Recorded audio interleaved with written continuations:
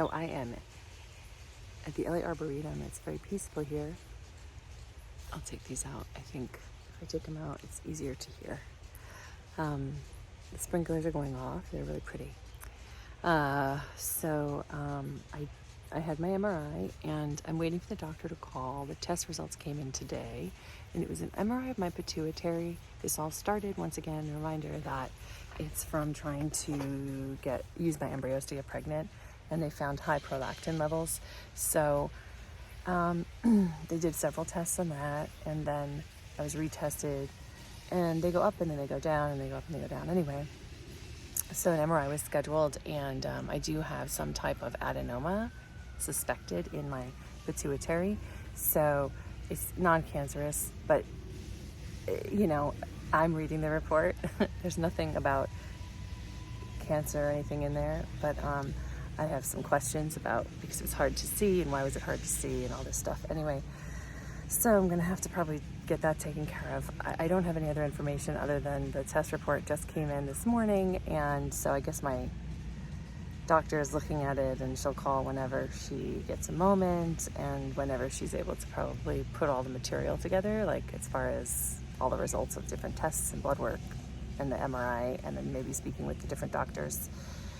We'll see. Super annoying, super frustrating, super annoying, because I'm just like, this should not, it's so frustrating. But I mean, a lot of people, I guess, get them. But I've been saying for years, why am I having this ridiculous weight gain when I'm incredibly active, and when I'm having, there's different side effects.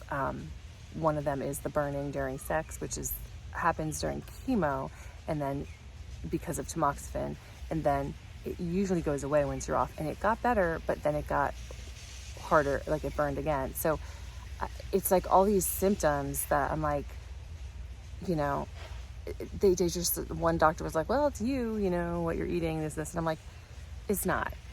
Like, my endocrinologist was surprised at how amazing my blood work was. She did this special test. She's like, keep doing what you're doing. And I'm like, okay, but why am I gaining weight? It doesn't seem to stop. And I exercise like crazy. Thankfully, I'm tall, so I can carry it well. But I'm like, it's been a very frustrating time. And so it goes to show that the patient knows their own body.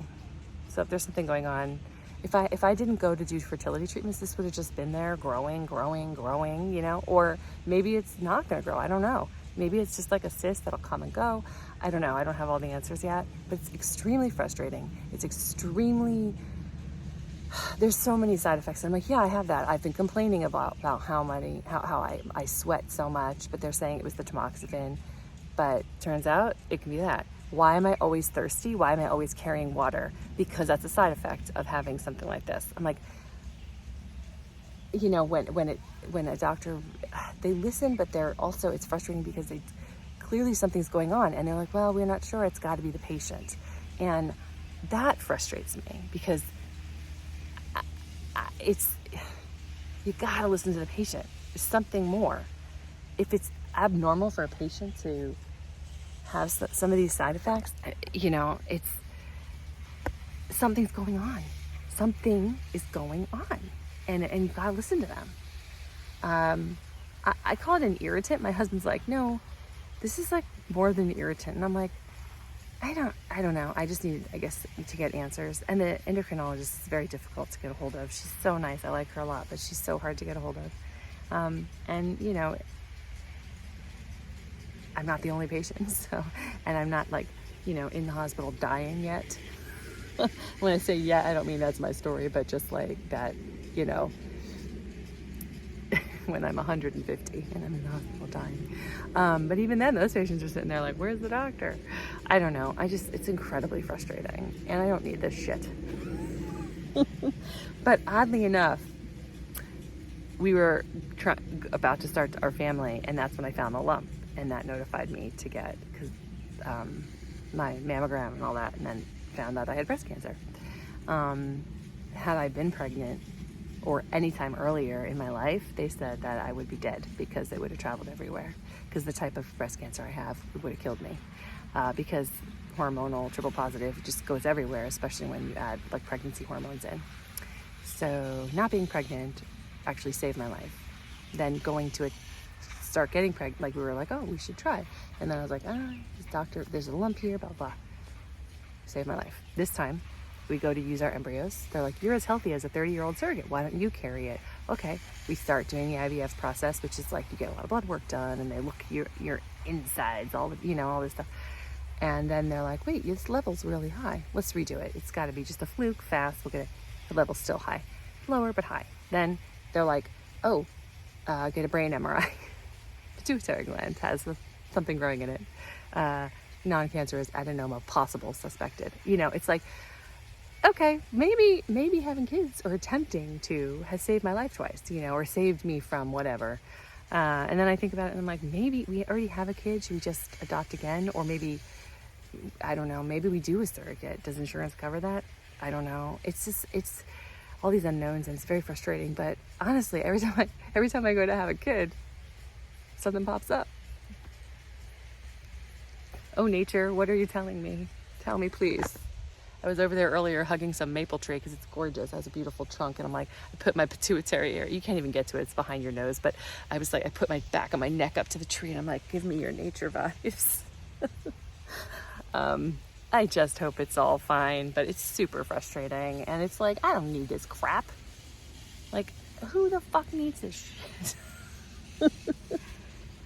Isn't this supposed to happen when you're 90 and then everything falls apart? But it seems like it's just slowly going, I don't know. Everyone has stuff. I just did a huge meditation. They're like, everyone has things and blah, blah, blah.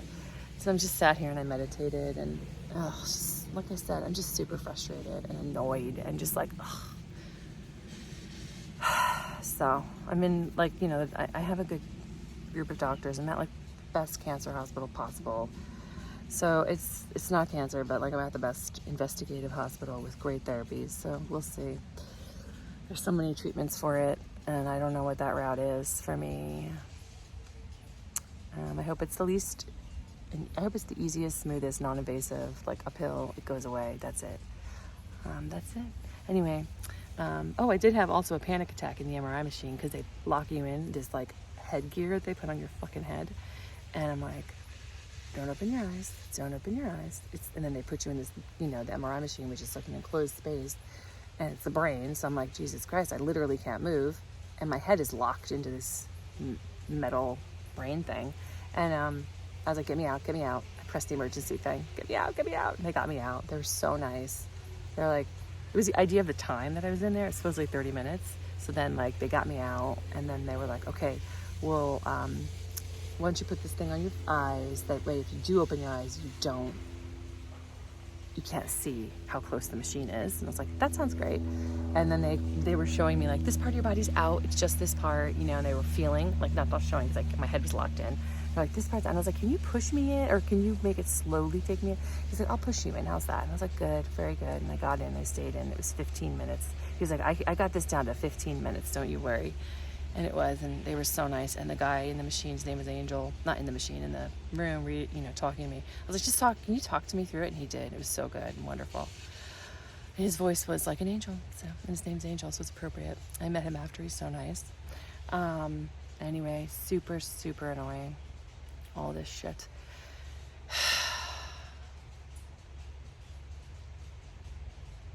And oddly enough, the MRI machine, like, the sound of it, everyone's like, oh, it's loud. It is loud, but I find it kind of oddly soothing, because I'm thinking it's doing its work. It's like taking pictures and helping me so I can live, or figure out what's going on or whatever. Like, so it's like, I look at it as like it's kind of oddly soothing.